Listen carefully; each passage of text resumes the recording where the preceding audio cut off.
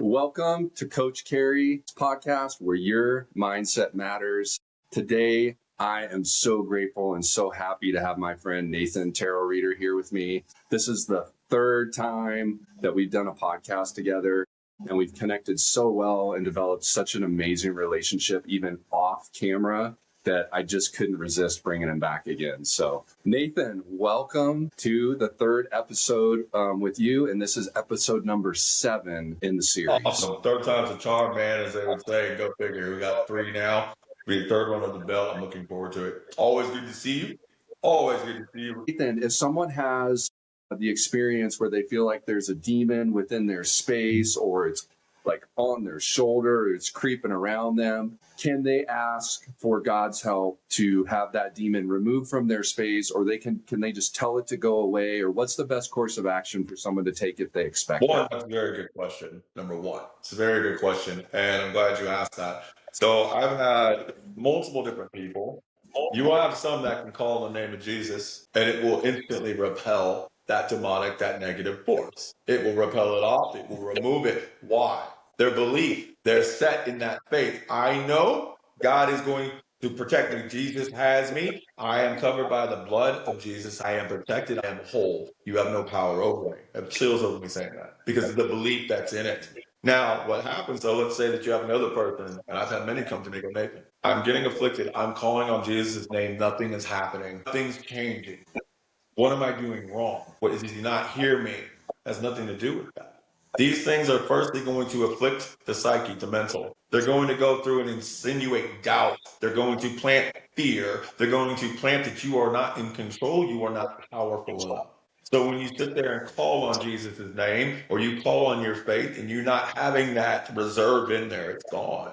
It's empty. It's met on nothing's going to meet that. And then you're going to sit there and go, it must be me. There's nothing that can be done. When it starts to get to that point, that's when I recommend that you come to somebody like myself. I sit down with you. I go through and explain step by step what we're going to do. It is nothing like the movies. It's the first thing I tell people. It's nothing like the movies. You're not going to be crawling on a ceiling. You're not going to be having your head spin around 360. It's none of this. The most important part of all of it, and I explain this to my students as well, they have to believe and know they're going to break it. Not me telling you you're going to break it. If their intention is not set, it will be temporary. It's not going to work. You are wasting their time and you are wasting your time. First and foremost is having them get into that. This is my day. I am in control. This is a day of victory for me. And you'll feel that the frequency. And when you feel that, that's when I start. Then I go through the prayer, do what I need to do to bring it to me, and then we remove it. Not only will you feel it yourself, and I tell people for the first week, things are going to feel different. You're not going to be used to it. Things are going to go good. They're going to keep going good. And then you're going to go, okay, when's the craziness happen again? Where is it? Where is it? This always happens. Things go good and now it crashes. And it goes back to, there's no more of that. You're able to step fully into you. That's why I do what I do. I have done thousands of cleansing and none of them ever get old. I love it. I love it. Yeah. So if someone is practicing, they're reading the Word of God, they're worshiping, they're going to have a lot better ability to call on Jesus and call on that protection than versus someone who is not practicing in the faith, that is more vulnerable to the attacks of evil spirits. Absolutely. 100%. It goes back to that old adage, faith without works is what? It's dead. So when you're going through that affliction and then you're not even growing that, nurturing that relationship. You're just calling on them because now I'm in a time of need. So I need you. No. I'm grateful for everything you've done for me. Everything that's yet to come and everything still that you've done before. Thank you. So when I call upon you, it is genuine, it is humble, it is grateful, and they will receive it 100%. 100%. Yeah, and I can attest to that because for the last year and a half, I've been making sure every single morning I wake up with gratitude. I thank God for one more beautiful day. I definitely pray, I lean in. And I hear the word all the time, and a lot of that is from my exposure to you and opening myself up to know that you can hear the word if you are aware enough and you're listening. But so many people are so distracted from everything going on in life. Again, that makes them so vulnerable because they're not putting in the correct practice. Absolutely. Well, now we're going to get into my first question. We haven't even started yet. So, Nathan, what was the specific spirit guided moment that told you it was time to put your teaching into the flame grimoire? All of the candle activations I've been doing over the past 2 years.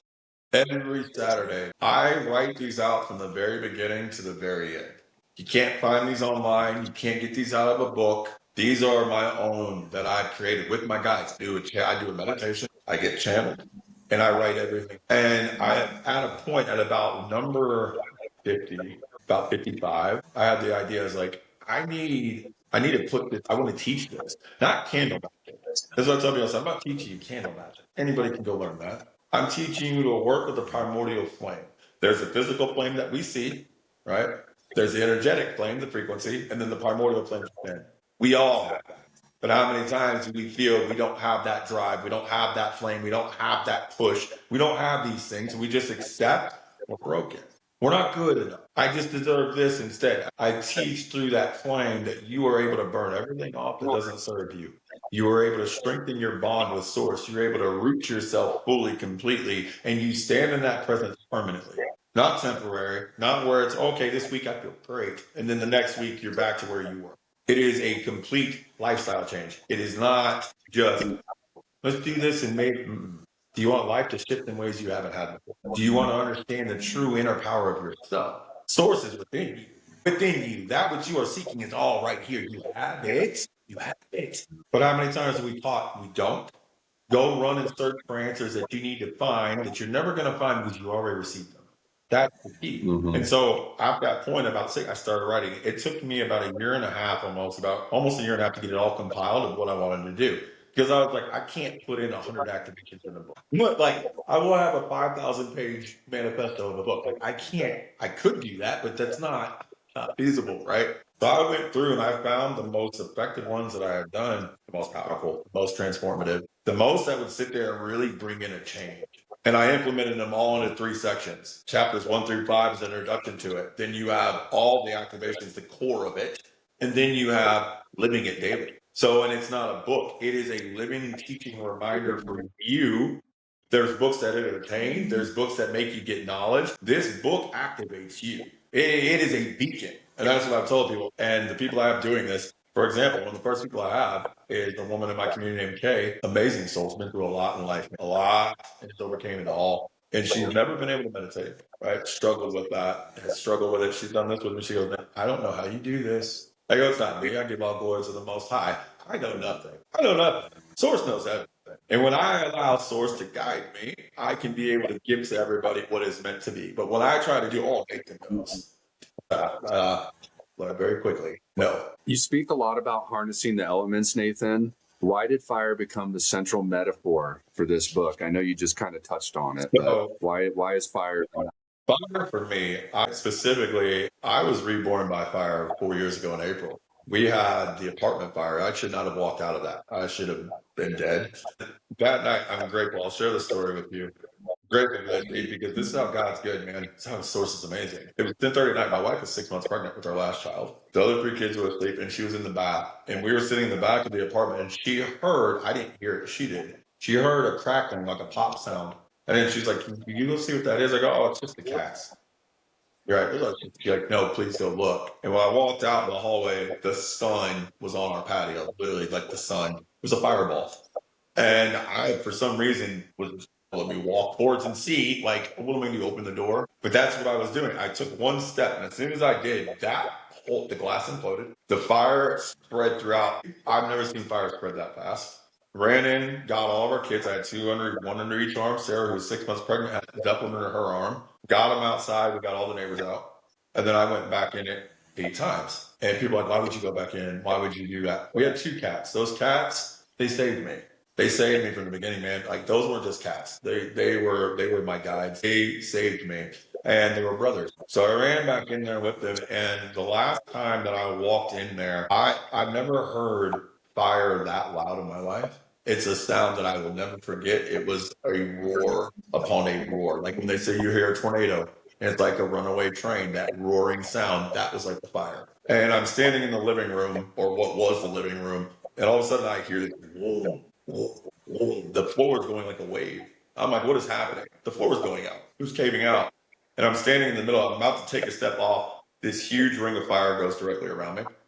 I'm standing in the middle of this massive wall and ring of fire, standing there. Most people you would think, or most I would have thought myself, would like, oh my God, this is terrible. What's going to happen? I might die. I'm going to burn alive. I can't get out. It was the most peaceful, calm, protected, serene moment. I heard my father speak. I heard them clear as day. They said, my son, this is a rebirth upon a rebirth. The old you is done in you. When you walk out, step into you. I got chills all over me. Walked out. There was 600 people outside. 600 people watching my place burn. This is all how I knew this was all signs. One, there was no protection in the upper vents, right, on the roof. There was no insulation. So if the wind would have blown just 2 or 3 miles an hour, we probably would have had 30, 40 people would have died. It would have spread throughout so fast, right? Sky was good, kept it all up in one area, just ours. The flames reached 30 feet in the air, go figure. It was insane, right? And I go back and I walk out and I felt different. And people looked at me and they go, what happened? I go, what do you mean? They go, there's something different with you. I go, I'm fine. Good. Mm-hmm. Next day I had to go back, right? Because I needed to go find whatever we could to have. We lost everything. Lost everything but our lives. I went in there. I dug through 3.5 foot of debris, right? Everything was gone. That guitar, this is sitting in the back. Not one mark on it. Had it 2 days before. It was in the back room. I went to the bathroom where we were at originally. And when I went in there, I dug and I found the wallet that had our bank card, her ID, her license. I found the birth certificates that were in a paper folder in the kitchen, in paper. They're not burned. The things that we needed to be able to move on, right? And people go, oh, it must have been great, easy after us. No.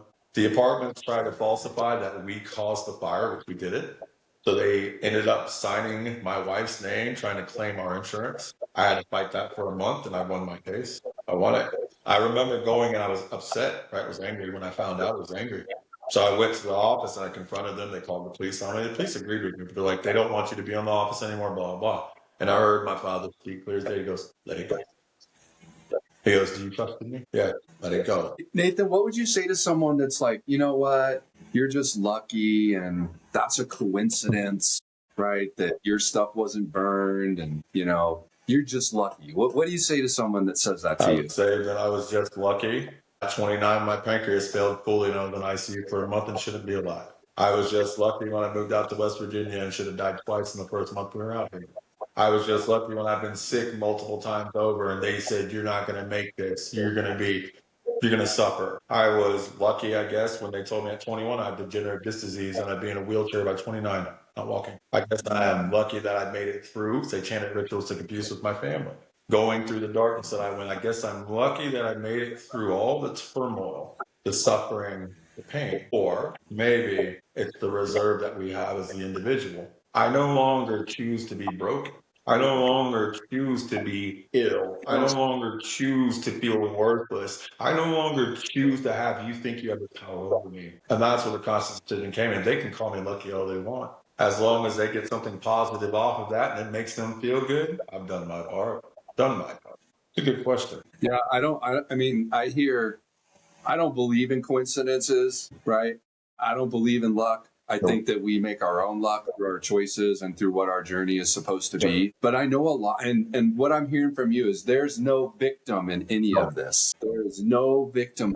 And there's so many people that are like, well, I was abused as a child. This happened to me, and you don't understand. And I have stress and anxiety because of all these things that have happened to me. And I really try to be very kid glove with those people, because I understand each experience is so traumatic. But do you believe that it's a choice to get out of that victimhood? Absolutely. Do you believe that's something that anyone can do no matter how much trauma you've experienced in your life? And can you talk about that Absolutely. a little bit? I agree with you 100%. It is mentality. It's mentality. If I went through the mentality of As a child, I went through satanic ritual abuse, physical, emotional, and sexual abuse, all three, multiple times, right? If I kept that mentality right now, one, I would be a victim. I wouldn't be able to be the father that I am to my children.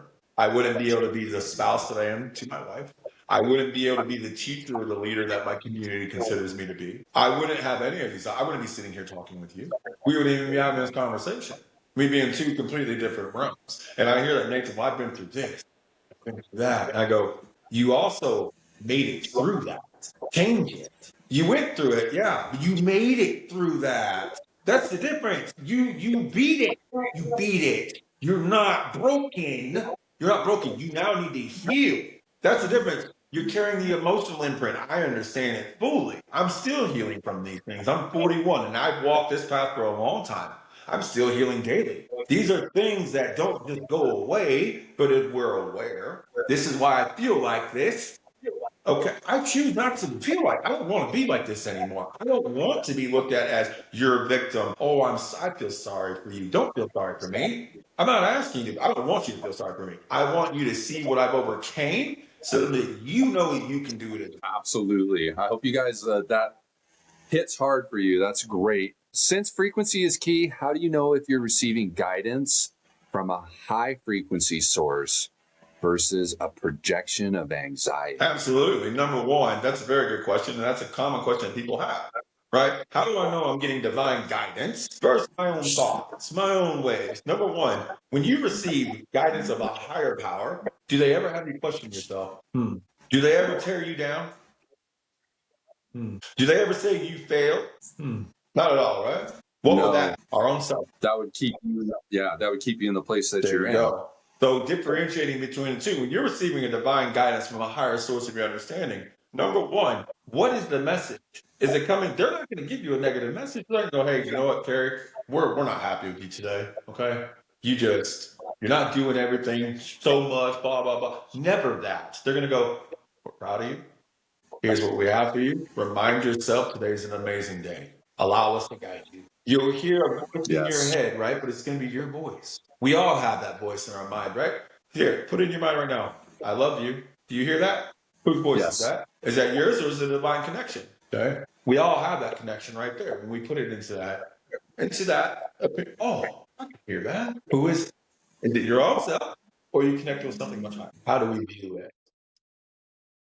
I always heard it explained too is if it's good, it's from God. Absolutely. If it's not, then it's most likely from you. Absolutely. And your human form. But if there's goodness and there's grace and there's love in it, it's from that higher. I agree completely. I've never once had a divine message where they sit there and it's negative. Never once, but I can tell you when I've had demons and negative things around, absolutely. It's going to implant fear. It's going to implant doubt, shame, guilt, anger, frustration, stress, illness, all of that. In the book, which is going to be a masterclass, right? You've decided it's not a book anymore. It's going to be a masterclass. And if you can explain a little bit more of that in a second. But the question is there's a chapter in there, social and political influence. And what is the spiritual responsibility of a leader in such divided times? That's a very good question. And that's something myself and something you're also positioning yourself as, which I highly recommend you keep doing. Because you have to understand the world that we're in right now, it's in chaos. Everything's in chaos. Everything's this and everything's that. It's all hatred. There's no unification. There's no bringing people together. There's no, hey, I believe in this, you believe in that, we get along. They are now creating words, division, division, division. So I've always have said that stand true in your own power. When you create distortion and disruption by you just being you, that's powerful. You're a light. You're a beacon. You have, and there's a responsibility for those that step into that role. And I told people this all the time. It doesn't matter if you have 100,000 plus followers, 1 million followers, if you got one, the responsibility is the same. Responsibility is the same. That one soul or those millions of souls depend on what you are sharing and teaching them. You're given a responsibility. And the Most High is going to look down and he said, okay, you accept this. There's no contract, but you want to step into this field. You're stepping into a role of a teacher. You're not just a spiritualist. You're not just somebody who says, all right, let me turn you a card over. Here you go. No, We are teachers. We are here to implement change. We're here to implement things in a positive. Be a light in the world of darkness. Be the voice of the voiceless. Stand up for what you know is right, regardless of what repercussions they're going to threaten you with. What do you have to fear when you know you're protected? What do you have to fear when you know the Most High backs you? My son, I chose you for a reason. It's not chance. Chose you for a reason. This is what you're here to do. Do you trust in me? Absolutely. Use your influence for a positive, man. I tell this to people all the time. You have the ability to help change people's lives, or you can destroy them. Yes. Either way, I choose to help build. Yeah. So let's transition from. So you decided to originally have this book, and then you've turned it into a master class. How are you going to be teaching people this master class? Where is it going to be? How much is it going to cost? And I think you said you currently have a couple people that are doing it now. Can you explain that a little bit more for all of us? I like to do at least 1 to 2 sessions a week, and I do it in multiple different ways for people.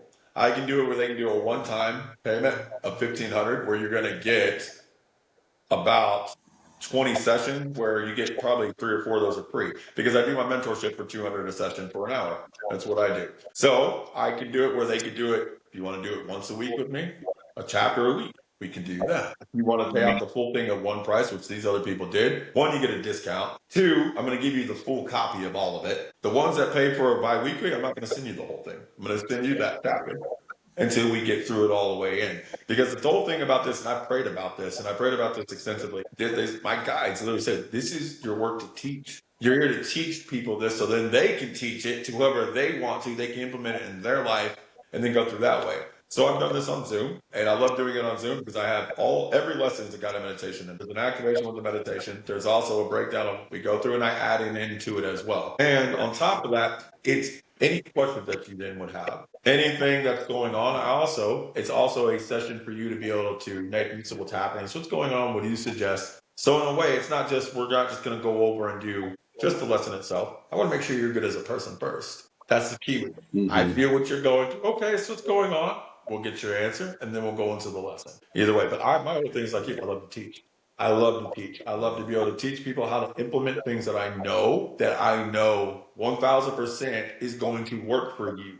And it's not just in one way of doing it. Whatever way works best for you. That's the whole key about this. Yes. Well, it sounds like you are so good about listening to the needs of each individual person and where they are in their journey of life to be able to assist them and help them heal. Yes. Thank you. Nathan, you do such a great job of delivering a story. I was really paying attention last night when I was on your TikTok live, just how you frame everything and how you deliver your message. Did you learn that anywhere? Were you taught? Did that happen through your musical experience, or you're just like a natural great storyteller? I love to speak. I love to be able to speak. It is my gift. I realize that people have certain gifts. My gift is talking. My gift is being able to use words with frequency so that you feel me. And one thing I've always noticed as well is anything that I'm able to share, keep it 100% authentic. If you're going to elaborate on things, let people know you're elaborating on things, especially when it comes into the spiritual work. You can't elaborate on things if you're not doing it. Then you're just misleading people, taking them down the wrong way. You have them start to get an idea that it's not true. My whole thing is 100% authenticity. What you see is what you are going to get. And I always share with things in detail so that you have a vivid explanation of it. You're able to see it, feel it, receive it. And you go, that's different. That's different. That's what I do. Everything is through the words hold power. How you present it, how you present it is everything. And the frequency that I presented in is, if you listen, it's going to hook you. It's going to bring you in. Yeah. And that's one thing I want to thank you for, because you probably didn't even know it, but you've been helping me deliver my story better by me listening to you. And it's made me really reflect on how I convey information to people, because we're only a product of our past experiences. Right. And I owned a furniture store for 23 years. And a lot of times when I was selling furniture and talking to people, we're getting to the point, right? So naturally, I didn't just tell these stories and everything. I was more involved in that specific process. And it made me not be the best storyteller that I could possibly be. So I am learning to unlearn that so that I can convey information to more people and deliver a more received message in a more detailed fashion. So I just want to thank you for that. And I'm very grateful for all the people that I meet, because it's like, you have a superpower, I have a superpower, someone else has a superpower, and we can actually get some of that into our own selves. And we can pull a little bit of Nathan's superpower. We can take some of Carrie's superpower. We can take our neighbor who's a real asshole, but is really good at one thing. We can take a little bit as his superpower. But that's an ability that we all have if we have the awareness to pay attention to what's going on in our lives. But we can't do that from a victimhood state. It's really hard to do from if you're just barely making it by in life. And that's where frequency and energy is everything. And that's the next thing I have for you, my friend. You've said that limiting beliefs are self-imposed. What is the first brick people should pull out of that wall? The bricks you pull out of the wall. Anything with self-sabotage. I'm not good enough. I'm a failure. I'm a loser. I don't deserve abundance. I don't deserve love. I don't deserve any of this. Says who? Says who? Says them? That person, your ex? Your old friends that aren't friends? Them? That's who you're going to let tell you don't deserve any of that, right? But what happens? We get it programmed. Condition. Because all of a sudden, things go good and things start to go bad. I knew it. I'm a loser. Why did I even try? I knew I wasn't going to get this. Why? Cut the self-sabotage. Stop it. Cut it out. Instead of going, I can't, say, I already am. I am that I am. I'm already doing this. It's not I can't. Take a step back and pray. Whatever your faith is, pray. That's one of the most powerful tools we have. Your mind is the most powerful gift you have, is your mind. You can change everything. So being able to take out brick by brick, one, self-sabotage, right? Let's remove that. Number two, let's remove that I'm not worthy. Let's remove out, I don't deserve abundance. Let's remove out illness. Illness is frequent. People don't understand that. They go, why do we get sick randomly? I'm fine. Now I'm just getting sick all the time. I can tell you why. What if I told you I can shift that where you don't get sick anymore? Oh, it seems like it's some hocus pocus magic, blah, blah, blah. Of course, that's what they want you to think. It's proven by science. This is the beautiful thing about this. Quantum physics, science, they prove all of this now. So the stuff that we talk about, when people go, oh, that's nonsense, is it? It's proven by science. It's proven by the top scientists of the world. We speak of works. Yeah.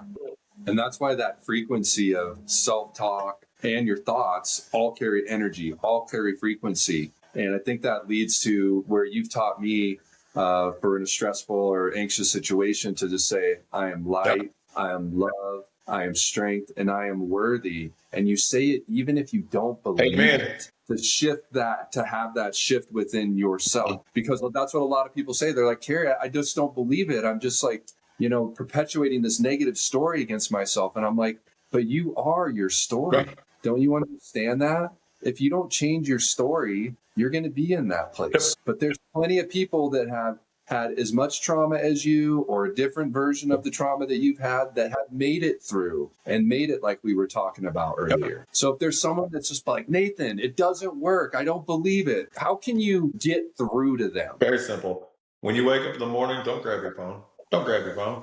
Go sit down, have a cup of coffee. If you smoke a cigarette in the morning, whatever you do, just to go take 5-10 minutes to yourself and name 5 things you're grateful for. 5 things you're grateful for today. Then go outside for 10-15 minutes. Let the sun hit you. Go walk, allow the air, let the elements hit you, and then start with your day. Try that for a week and tell me if you're stressed. Try that for a week and tell me if you're depressed. Try that for a week and tell me if you're angry. Try that for a week and tell me if you're going to self-sabotage yourself. Or tell me after that week, do you not receive abundance, clarity, peace of mind, harmony, balance, just by doing what? Waking up, put the phone away. What are you grateful for? Remind yourself. Yeah, there's so much power in that. There's so much power. And I hope people are really listening to what we're saying, and they can actually take ownership of that and incorporate it into their day. And then when you have done that for a week, reach out to me or reach out to Nathan, and we can take it a step further with you. So you can make it a habit to make dramatic change in your life, not just 10 or 15%, but for your whole life. Absolutely. And there's so many people that are teaching people these things in their own way. And I just hope that people are listening and hearing, and they can find someone like yourself or like me to connect. Absolutely. It makes a world of a difference. When you all is to be open to receive what's being offered. Try it. Try it. What's the worst that's gonna happen? Will nothing change? Hit it. Try it and see what happens. Exactly. How do we distinguish between a belief that is truly ours and one that was imposed on us by our family, our friends, or our upbringing? Prime example, my mother, I'll use for an example. She always told me I'd be nothing. I would never amount to anything. You're worthless. You're never going to be loved. And for 29 years of my life, that's how I lived. That's how I lived. Worthless, broken, fractured, felt soulless, didn't want to be here, all these things. And then it came to a point when my pancreas failed. It wasn't that was a defining moment for me, but it was the healing afterwards. Coming out of that, right? Getting out of the hospital. Now life's going back to normal, right? You're not in the hospital, you're not healing, you're out of the physical. But now it's the emotional, now it's the trauma, it's all this stuff, right? And this doesn't go away. This doesn't go away. And so one of the things that happened to me, I would always sit there and I was my biggest critic is me. I could have everybody around me, so you're doing awesome. You're an amazing soul. And I would tell myself, you're worthless. Like you don't deserve any of what they're telling you. Like, why do you believe that? Right. And when I started this journey, same in my father's, my guide, I will never forget 3 different things that he loved about me. And I said, I'm not doing that. That's exactly what I said. I said, I'm not doing that. I said, you want me to open up about my emotions, about my feelings, about how I feel, right? And they go, you don't have to. And they left, right? I was like, good job, Nathan. You just made an angel angry. Great job, dude. You had an angel here to help you. You ran him off, right? Comes back a week later, and the first thing I do is I go, I'm so sorry. And he goes, for what? I go, I thought I made you mad. Angels don't have emotions. They're not human. They're way above that. He goes, you have free will to choose. We respect your choice. How's it working for you? Well, okay, you got a point. It's not working. Try this again. 3 different things you love about yourself. All right, I'll do it tomorrow. No, because they knew I wasn't going to do it tomorrow. Right now, in this moment. I struggled to come up with one thing. I didn't even come up with one. I couldn't. Because all I knew was self-sabotage, self-loathing, not good enough, all of this. And that's the reason why he did this. So he goes, all those things that you hate about yourself, that you just think is worthless, no good, and all of this, right? He goes, is that of your own understanding? Or is it what you've been told throughout your entire life? Okay.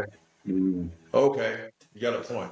He goes, do you even know who you are? No. He goes, you think you're broken, fractured, weak, all of this. He goes, little do you know the change you're going to implement as soon as you step into yourself. He goes, you don't see it. We do. Why do you think we're here? Why me? I'm not worthy of it. Stop. That's the problem right there. You don't think you're worthy enough. Why? Mm-hmm. Well, my mom, your mom, is she you? Okay. Well, my grandfather, is he you? Who are you? I am that I am. Love yourself. 3 things love about yourself, Nathan. Okay. I did it every day for about 2 weeks straight, right? They told me, do this for just a week. I did it for 2, right? And I didn't believe that I loved myself. And that's when they told me, like I've shared with you and many of other people, I am love, I am light, I am strength, I am worthy. I am a skeptic when it comes to certain things, right? They told me, just say these for me. When you start to get overwhelmed, start to get in your head, you're tearing yourself down. Can you say this for me? And my response, as I've always said, I'm not any of that. I'm not love, I'm not light, I'm not strength, I'm definitely not worthy. I'll never forget. He goes, I didn't ask you if you believed it. All I asked you to do was say it. Okay. That chills all over me. And they're with me right now. I remember that conversation clearly. And so I did it. I would be in public too, right? I'd be at Walmart or at a store and I started to get overwhelmed. Start to feel anxiety, start to feel all this other like people's energy and stuff, right? Start to get me either depressed, anxiety, any of it, right? And I would start to I wouldn't say it out loud, okay? So that anybody listens, I don't talk out loud when I do this in public. I'm not trying to draw attention to myself, right? And we're already dealing with stuff. We're not wanting to bring attention to ourselves. I'm not going to try to be rooted like a tree in a store, right? So it's not going to work. So I would just walk, do what I'm doing, and say it in my mind for about an hour, or not an hour, about a minute, excuse me. I am love, I am light, I am strength, I am worthy. And after a minute of saying it, I felt 100 times better. And I didn't understand it. I didn't get it. Because I'm like, how is this working? How does this work? I don't believe I'm any of this. But yet I'm receiving it. There's something with this. There's something with it. On literally the 8th day of saying that, it clicked. I received that frequency. I am love. I cried. I am light. I am strength. I am worthy. I bawled. It was the first time I cried tears of joy in my life. Not tears of sadness, not tears of pain, not tears of anger, tears of love. I've never experienced that before. That changed my entire life. And he goes, you see what happens when you follow what we should. I feel like an infinite stream of energy when you say that. Like, that's what I picture in my head when you say those words. It's like I just feel this positive frequency of those words and how strong they are, just like lifting you up on the inside. Absolutely. That's how it feels to me. Yep. Same way. Feel and I picture when you talk like that. That's you guys, write that stuff down. What is one spiritual rule you used to follow that you now realize was just a limitation on your growth? That's a good question. So on my understanding of God, I was raised that God is very wrathful, very vengeful, very much if you speak wrong, if you step wrong, if you do it, you're gonna be fire and brimstone. You're gonna be condemned to hell. And so I feared God for a very long time. Feared God. Feared I was gonna breathe wrong, do things wrong. I have an understanding of sorts of my understanding of my father's God, the creator of the universe. Very loving, very understanding, very compassionate, very protected, but very fair. Very fair. It's a scale. You're the one that's gonna balance the scales. It's not source doing that. You are. So when it starts to balance a separate way, they have to come in and correlate it, right? So, but I was raised that all of that was, God's going to condemn you, this, and that. And then when I really started to look into Jesus, I love Jesus dearly, love him dearly. He was very real. He walked this earth. He was the Son of God. I don't care what anybody tries to dispute that. Science has now proved it as well. The Shroud of Turin, all of it, like they're proving everything. And with Jesus, his teachings, man, I really went into his teachings because he, one, a master healer, a master alchemist. He never once taught people what? You need to go to this church right here. You need to go sit in and listen to this man and woman preach to you about a God that's external. When I keep telling you, go inward. The kingdom of heaven is within you. Source is within you. The fathers are within you. I'm here waiting for you. But yet you keep going externally and then you say, you can't find me. You're not listening to me. You don't hear me. No, I'm here. Why do you keep going out? And so knowing that, I started to really go into that, go inward, Nathan. Start to learn what that means. It's changed my entire life. But I tell you, I've seen the kingdom of heaven. It's beautiful. When I tell you there are places that aren't here in the physical that we all are going to be able to experience. Angels are very real. Jesus is very real. Source is very real. The universe itself is consciousness. See, what do they want us to believe? We're making all these rocket ships and all this to go to outer space, right? Trying to find these doors to go through and all. The door's right here. You don't need a rocket ship. You are the ship. They don't want people to know that. That to me is intriguing to me. It's the secret of secrets. You can't control that, Carrie. They cannot control somebody that goes inward, that knows the power of source is within. Source is guiding you through every single thing. Externally doesn't afflict you. That's a threat. That's what I stand in. That's what you stand in. We're here to speak in truth. We're here to truly help those in ways. We'll have many love us and we'll have many not understand us. I'm good with both. Yeah, me too, man. If we had someone that's like, I don't like organized religion, it rubbed me the wrong way, I have a toxic response to that. How can we get some of those people to hear a little bit about what we're saying to go inward? Because so many people, they understand what they can see, right? I can see this lamp, I can see my shirt, the picture on the wall. But how can we be a light for them to be able to go inward and experience that spiritual connection, which so many people, I believe, are missing? Well, one, forcing upon them, right? Because if they already come from something like that where they're already struggling, right? They're in an organized group, didn't work out, it made them a bad taste in their mouth, so forth and so on, right? If I sit there and try to bombard them with things like, let's do this, and let's do that, but they're already coming from that area of, it was uncomfortable. I have many people in my community, many that come from religious trauma. And Nathan, you explain it in a way that makes me feel safe and comforted. Absolutely. I am not going to that's number one, first and foremost, is you are able, whatever your belief is, it's perfectly fine with me. Who am I to tell you you're wrong for what you believe in? If you were to sit here and go, Nathan, this raven right here, this is what I believe is my higher source. Who am I? Even though I don't believe that, who am I to tell you you're wrong? I'm not you, you're not me. And if you have that connection with that, and that brings you solace, that brings you comfort, that brings you that which you are seeking, by all means, keep doing it. We are here to facilitate them to grow. We're not here to facilitate them to make them feel bad or to question themselves. We're here to open to the opportunity of, oh my God, there's way more to this than I even thought. And present it in a way that they know is safe, that is teachable. That's the two main things. Safety first, teachable, right? You can have the most wisdom in the world, but if you don't know how to teach it, it's worthless, right? Mm-hmm. So that's a gift in itself, Carrie. You know this, you're doing it. It's a gift in itself. Yeah. You have got to be able to break it down in multiple ways that everybody can truly grasp and go, this really resonates with me. Because once that all takes the first time it resonates, oh, what was that? Oh, I felt that before. There you go.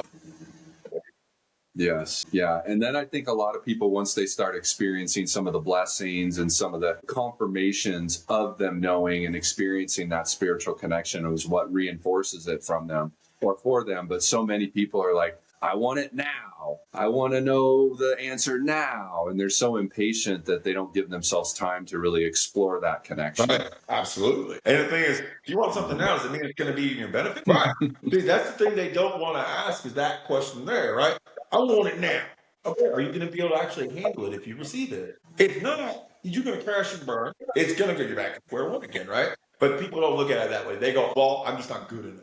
I gotta try. I gotta force it. You will never be happy. You will never be happy. You will drive yourself into madness. You'll drive yourself into depression. You'll drive yourself into I'm not good enough. It's not gonna come to you by force. See, this is the key. You have to know it's already yours. I want to be prosperous. No, I am prosperous. I want to have abundance. No, I am abundant. I want love. I am love. Yeah. Stop saying want, maybe, if. It's not gonna work. It's not going to work. You're saying the source, creator, universe, whatever you want to call it, right? I don't deserve it. I want it, but I'm not claiming it. Mm-hmm. Same thing with prayer. Why does prayer not work sometimes? I want this, but I'm not fully believing you're going to deliver it to me. It goes hand in hand. Intention and belief is absolutely everything. And when you know it's yours, you've already received it. Your mindset switches. You want to be rich? Have the mindset of being rich. You want to be wealthy? Have the mindset of being wealthy. You want to have unconditional love? Have the mindset of unconditional love, because your actions then unfold through it. Hey, yes. Yeah. And, you know, I've been, as we were talking a little bit before we started the show, kind of what my journey's been like. And I was in that mentality of where, like, I want it. I want it. I work hard. I put the work in. I help people. I do all this stuff. I want the thing. And it wasn't until I just really just let that go and enjoyed the journey and realized that the ups and downs and everything I'm going through, the long nights, the early mornings, not making enough money to pay my bills, whatever it might be. But as soon as I leaned into the journey, the miracles just started happening. And I've had a couple of amazing blessings over the last couple of weeks. And now that I've gotten the thing, the journey was so much more valuable, because the hitting the goal, that's just, for me, it's so short-lived. Right. Like I celebrate the win and everything, but all the time that you spent to get to this one little point, this time is what matters. The journey is what matters. And so I just want people to hear that if you guys are working towards that dream job, or you're, you know, working towards that next promotion, or maybe it's a relationship goal or something like that, don't forget about the magic that's in the journey, not just in the end result. Because you missed the entire blessing. Yeah. The journey is the blessing, because you're not just going to get the end result. You're going to gain so much more while you're coherent and present. Oh my God. That's the beautiful thing, man. People don't say, oh, I got to get to this point. Are you kidding me? You don't see what's right in front of you. Open your eyes. So powerful, dude. That's so powerful. You link self-love directly to spiritual power. Why is it impossible to reach our potential without radical self-acceptance? You will never get to that point that you want. Let's go, for example, from the body, right? We start at the root. We're at the heel, right? We're at the heel. We need to work up here to the crown, to the top. From the lower to the higher, right? But in doing so, how much self-loathing, self-doubt, trauma, all these things, it's all in the body, right? We're working up. A lot of people stop right here, right? They get to the heart. Why? Because we got to heal the heart. We got to heal the heart, right? I can heal from my stomach down, solar plexus, sacral, get to the heart. So a lot of people, no matter what they've been through, heart stores these traumas, spiritually, emotionally, physically. Not just one, all. So when they get to that point, I gotta be able to, I can just get by. No, you can't fake it till you make it. It's not gonna work. You can try. It's not gonna work for you. Didn't work for me. Didn't work for anybody else that's done it. It doesn't work. You have to sit there and go, why do I feel this way?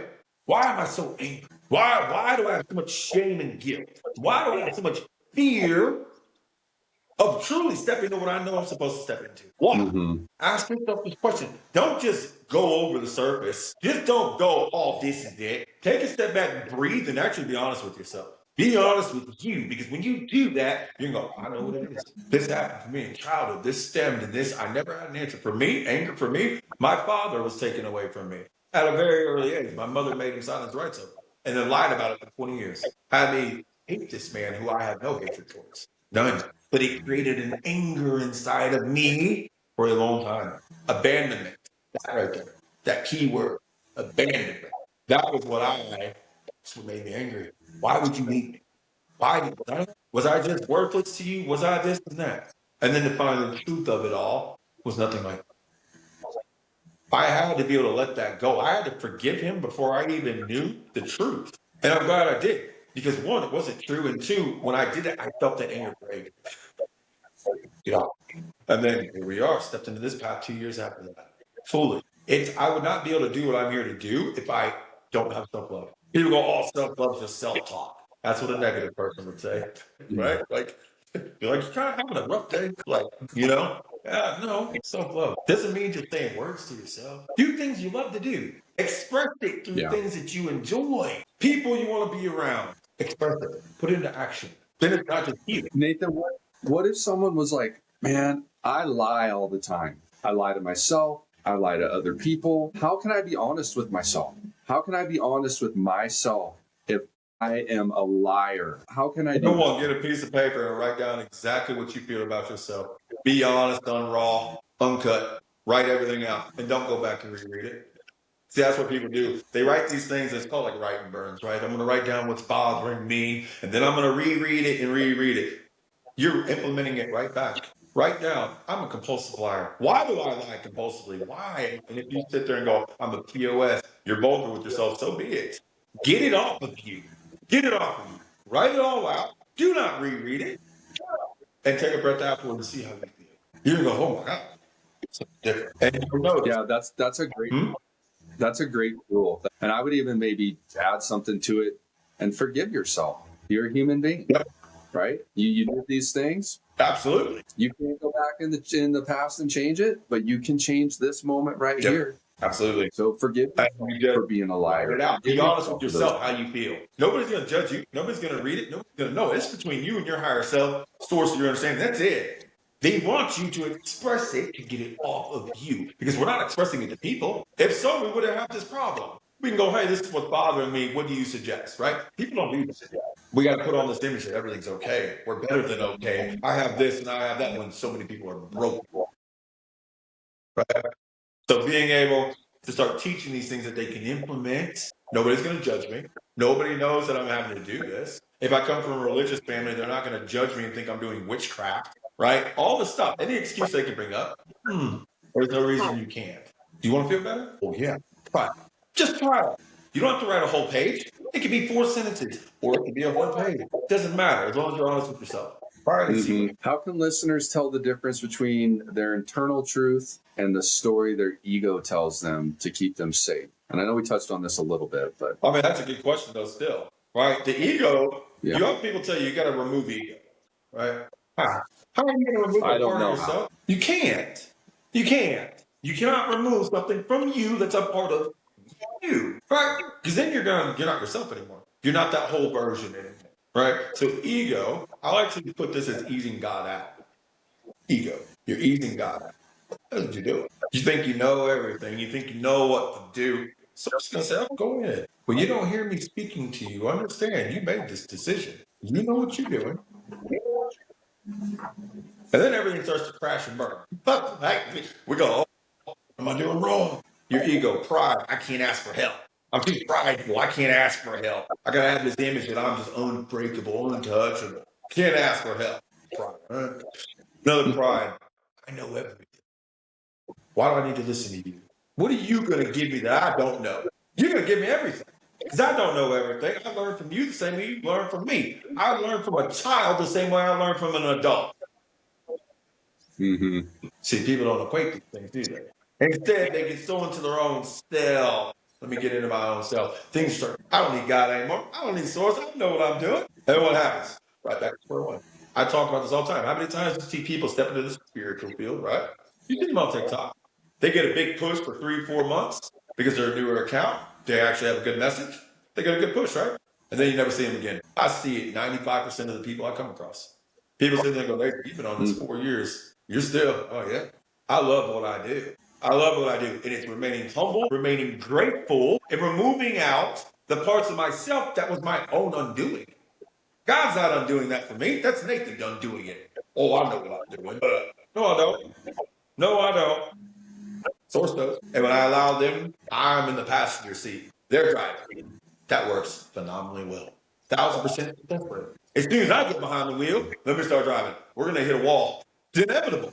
Inevitable. And so knowing that, when I sit there and I go, hey, you don't know everything. Don't be afraid to ask for help. Listen to when somebody's offering to you things. You ask for, you pray about more. God, give me a sign, give me a message. What if they're giving you that message? You're too ignorant and foolish to receive it because you're too prideful. Right? Happy day. So being able, that's where it comes back to in the morning. In the morning, 5 things you're grateful for. Put the phone away. Put it away, man. You're going to be on it all day anyways. It's not going to go anywhere. Put it away. Because what's going to happen? Let's say you open up a phone, it's a negative email, a bill. Let's say that you have just negative things pop up. That's how your day's going to start. You just incorporated that frequency. Why's my day like this? I'll tell you what. How'd you start your day? Well, I'm stressed out. There you go. 5 things you're grateful for. 5 things you're grateful for. Then go outside, man. Take a walk. Let the sun hit you. Just be. Just be. That's it. Just be. Nothing more, nothing less. And then say, thank you, and go about your day. And I hope people hear that. Just be. Because I'll tell people that and they're like, oh, Coach Carey, a walk. That doesn't do anything for me. And I'm like, yeah, because you're still so distracted and you cannot be with yourself. You have to be with who you are and enjoy that moment instead of being in the moment and being 10 other places at the same time. And so many people have trouble with that, regrounding themselves because of the distractions in their life with the phone and everything. When you start having that, right? So let's say you're trying to clear your mind. You're outside in the morning, you just have thoughts coming, right? We all do. It's not easy to shut your mind off. You go, brain, stop thinking. Like, is that easy? We'd all do it, right? It's simple. However, when you view your thoughts, they're like clouds in the sky. What happens? Clouds pass. Allow your thoughts to be like clouds. You recognize it, let it go. Recognize it. So good. Let it go. Watch what that will do for you. Do that 10 minutes every day. Just 10 minutes a day. And watch physically, emotionally, spiritually what improves for you. Every single thing. So, yeah. I love that, bro. It's so good. Let's see. Let's get into the near-death experience perspective. Having crossed over and returned, Nathan, what do you think is the most wasteful thing humans spend their time on? Chasing everything that doesn't serve them. You already have everything. You already have it, but yet we're told you need to make this much money to be successful. You need to have this car, this house, this type of person. You need to have all these things, right? And let me tell you, when I met Source face to face, they said, all of that, what can you bring with you? Nothing. They said, you're coming out of this exactly as you came in on your soul.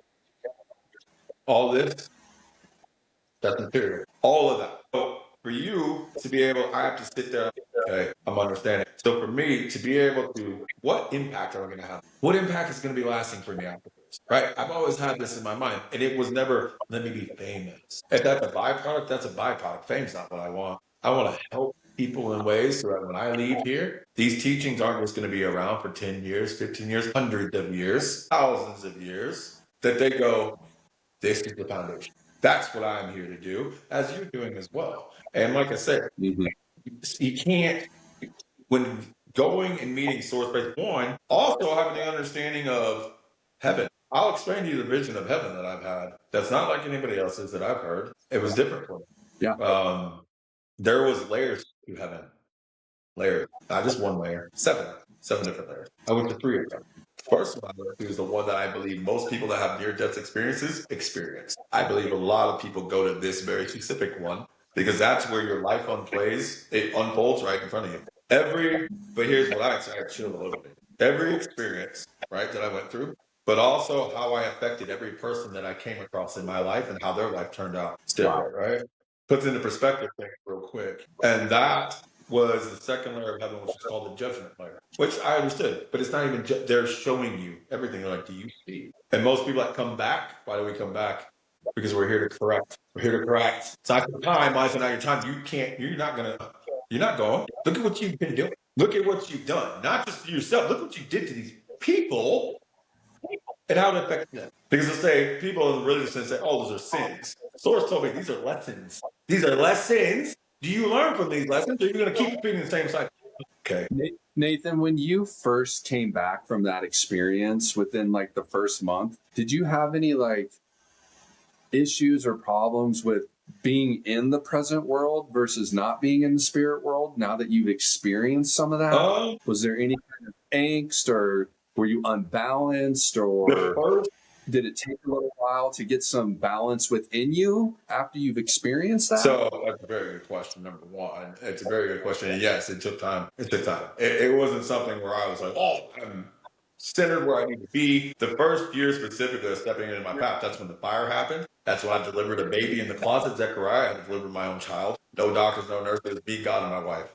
Not planned. I could have lost my wife and my son right then and there. Like these things, right? That first year was the most intense year I ever had. Spiritually, I was getting attacked every way, because I just came out of literally finding myself, starting to heal. So I was getting, you name it, it was coming out the woodwork. Let me throw you off your path. Let me get you angry. Let me have you get channeled. Let me have all this, right? Because I was getting channeled by spirit, but I didn't know who was channeling me. I didn't know who, like I do now. I had no idea. So it was like a crapshoot. Some days it'd be fine. Other days it'd be just absolutely intense and exhausting, everything of the sort. So the one thing I had to end up doing myself more than anything, take a break. Take a break, Nathan. Take a break. Do you feel like yourself? That's key. Understanding your energy. What your energy is, your frequency is versus what you're intaking. That's what I had to learn. Thank you. That's what I had to learn very firstly. Because if we don't have that understanding, right? We don't have that awareness of what our actual input is. How do we know when we're getting influenced? Right. So being able to understand that, I started implementing, and then it started to come. That's when I learned grounding.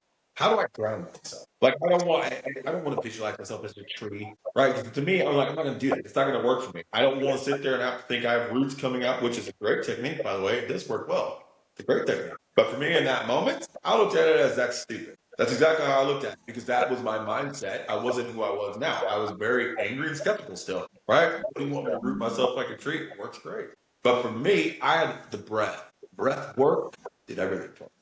The breath is sacred. It's sacred. It's not where you have to do like the Wim Hof technique where it's in, out, in, out, in, out. It works, but if you're not prepared to how to do that, it can be very overwhelming for you, and you can pass out. Okay, but breathing 4 through the nose, hold 4 out through the mouth 4. Do that 10 times. That's going to realign the central nervous system. Do 4, 7, and 8. That's going to start to hemi-sync the brain.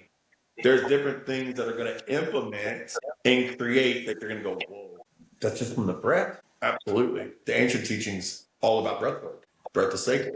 So that's the thing I would recommend to anybody. That's what I do. Find grounding techniques that work for you, that you're drawn to. Even if you've never done them before, if you read and go, that's something I would be interested in. You are. There's a connection there already. It's not just a chance that you're drawn to this.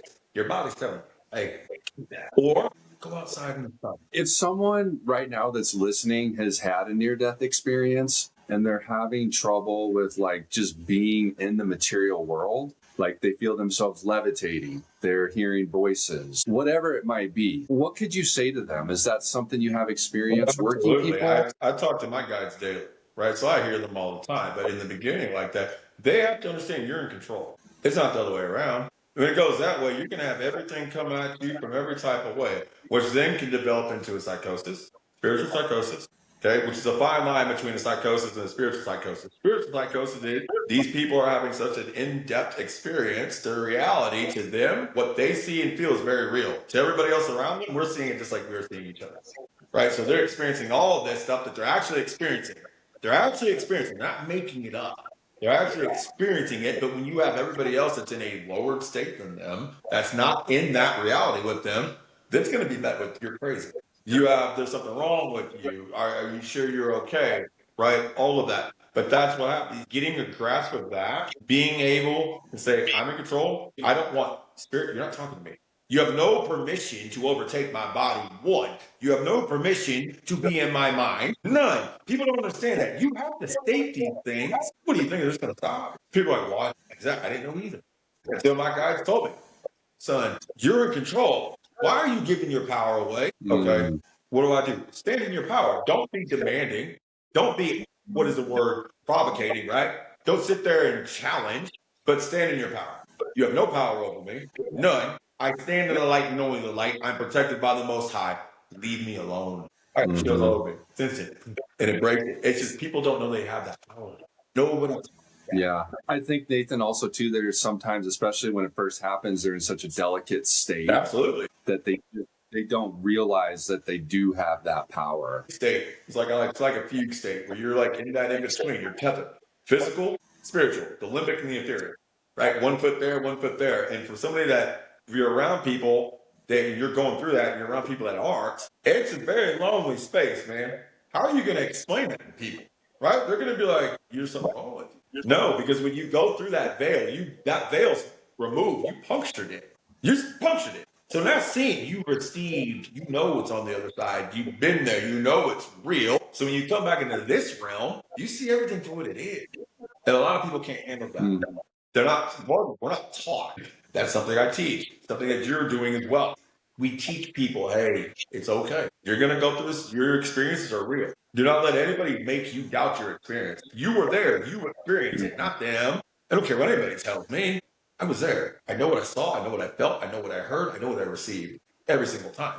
So being able to let them just know you are in control. You have got to remember you're in control. When you lose that control, everything goes into chaos. All of a sudden, we start to get overwhelmed. You might start getting afflicted. You're going to have lower things drawn to you. I tell people this all the time. If you're in a negative or lowered state, you're going to attract that. It's going to come through that way. It's going to manifest through people. It's going to manifest through opportunities. It's going to manifest through your relationships. It's going to manifest through everything. And it's all about you just standing centered. Use your faith. Number one, I always say that.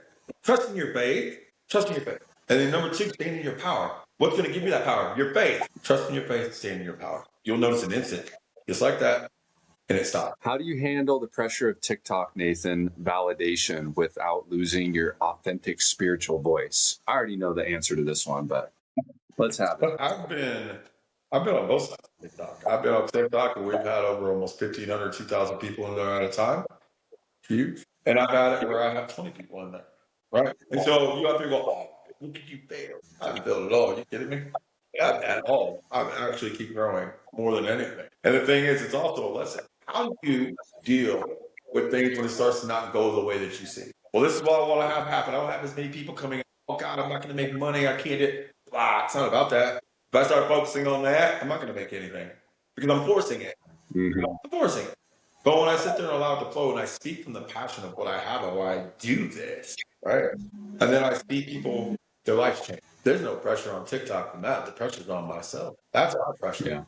Is on myself. What am I doing to absolutely implement and apply to people's lives? I'm grateful I had TikTok as an opportunity to change my entire life. I was able to create a business. My wife was able to quit her job. We were able to move. We did everything that I've ever been able to do. All because I took that belief in myself. And believe me, I'm sure you were the same way. When I told people, oh, I'm going to do TikTok, every single one of them doubted me. Every single one of them. Oh, you got 20 followers, bro. And I had a goal within a month because at the time you had to have 1,000 followers when I went live, right? When I started 4 years ago, you had to have 1,000 followers. There's no live anything, right? So I gave myself 30 days. 30 days, Gary Vee. I love Gary Vee. And I absolutely love what's his name, Tony Robbins. That's what I'm going to be doing. What he's doing, Tony Robbins, that's what I'm going to be doing. I'm telling you now. I see it, man. Like, put me in a room filled with thousands of people. Let's have a conversation. Yeah. I would love to do that with you one day. I know that I still have Brother Jerry, you need to partner on some things. I'm telling you. We're meant to do things, brother. It starts off with a podcast, which is incredible, which is amazing, and I'm grateful for this. But I got ideas. I'm sure you do as well. I know you do. Yes, I can't wait to, like I said, I can't wait to meet you in person where we can actually work through some of these things and develop a plan for the future for sure. Absolutely, man. Like I said, sky's the limit, brother. Sky's the limit. Absolutely. Got one more for you, bro. If you could leave listeners with just one seed to plant in their mindset today, what would it be? You are loved, you are light, you are strength, you are worthy. Every single time. Every single time. Because it starts from that. That's where everything originates out of. That's the seed. And people go, why does it work even if I don't believe it? It's the I am present. I am that I am. I am love. So therefore I am that. I am strength. So therefore I am strong. I am worthy. So therefore I receive. I am light. So therefore I'm in no darkness. I am that I am. It's a highway of energy and frequency coming right for you. That's what I feel. It's just like an interstate of flow of frequency and energy. Just when you say that, that's what I feel. And I've never felt that way before. And I say that all the time because of you, because you taught me that. And I teach people that too. But now I feel like the whole energy around it, like the real flow of what that means. You're encompassing and that's it. so powerful. That's the difference, brother. You're encompassing it. So when you speak it, when you receive it, you feel it. That's how you know it works. Yeah, that's so powerful, Nathan. Nathan, I thank you so much for your time. Can you tell everyone that's listening on Spotify or Apple Pew Podcasts right now how they can reach out to you, and what your TikTok handle is and that sort of thing? And I'll put everything in the comments too, but a lot of people just listen to these in their cars and stuff. So if you could throw that out. So my name on TikTok is Nathan Tarot Reader, all one word, Nathan Tarot. And I only have one account, so it's the main one with the big following on it. I don't have, there's a lot of scam accounts, so be careful. By the way, I'm getting them all removed. That's a good thing. I got them all getting taken out now, which is good. TikTok finally did what they needed to do. But I'm on YouTube as well as Nathan Tarot Reader. That's something that I will eventually start doing more on as well, doing like long form videos, so forth and so on. Like I said, man, you also, if you go to my TikTok, my email's on there, plang0115@gmail. You can always reach out to me, especially if you have questions, stuff going on. You're like, what do I do? And plug Brother Carey as well. Not just me. This amazing soul right here has a lot of great information, a lot of great knowledge, and he's a good person. He's a good person, man. Like, I don't work with a lot of people due to the fact that they're not genuine. Genuinity is everything to me. I don't care how big of a following you are. I don't care how successful you think you are. If you're not genuine, I want nothing to do with it. Nothing to do with it. So, very genuine person. Like I said, thank you for having me on doing this once again. That was amazing. I think we had a great conversation. Pleasure. And we only got through half of the questions I had, just so you know. Let's do another one. Nathan, we can. How often do you go live on TikTok when people can find you? Do you have I know you go a lot, but is there a couple times a day, or can you tell people when they find you? Set times are usually 9:30 p.m. Eastern time at night till almost 12 to 1 in the morning. I am going to start trying to implement, I'm going to implement morning lives around maybe 11, 12 o'clock to do like hour and a half, 2 hour lives during the daytime. Just to get it where new people can come back in. Starting to get on there and share everything as well. So, but yeah, daily. I'm on there daily. And like I said, we have amazing lives, amazing community, amazing people. And it's a place that you're able to learn, grow, and heal at your own rate. So yeah, absolutely. And like I said, check out Coach too, man. I tell people all the time, go check out Coach King. Go check him out. Yes, if you like my vibe, you're going to love his vibe. Go check him out. The brother from another mother, man. It's the best way to explain it. Well, thank you everybody for tuning in to Coach Carey and the Mindset Matters podcast. I really appreciate everyone's time and listening to what myself and both Nathan have to say. I hope you guys got some value from this, and please reach out either to myself or to Nathan if you have any questions. You'll be able to see in the transcript and in the contents, I will have Nathan's email, his contact information, and as well if you want to reach out to me. Thank you so much, and God bless everybody. God bless you. Thank you. That went really well. Yeah, that was really fun.